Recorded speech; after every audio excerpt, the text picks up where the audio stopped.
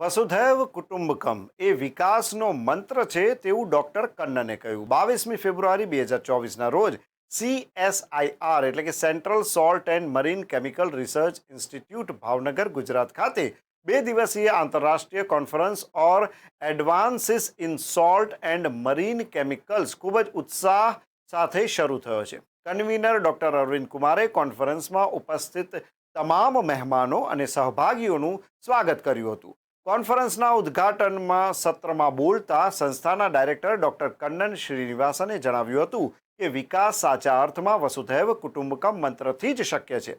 વિશ્વના તમામ દેશોએ એક પરિવારની જેમ એકબીજા સાથે વિજ્ઞાનના ક્ષેત્રમાં નવીનતાઓ શેર કરવી જોઈએ. મુખ્ય અતિથિ ડોક્ટર ડેનિયલ મેકોલીએ આશા વ્યક્ત કરી હતી કે કોન્ફરન્સ આ ક્ષેત્રમાં થયેલી પ્રગતિને ઉજાગર કરવા અને આજના વૈશ્વિક વ્યાપારી વાતાવરણમાં વૃદ્ધિને સુનિશ્ચિત કરવામાં મહત્વની ભૂમિકા ભજવશે.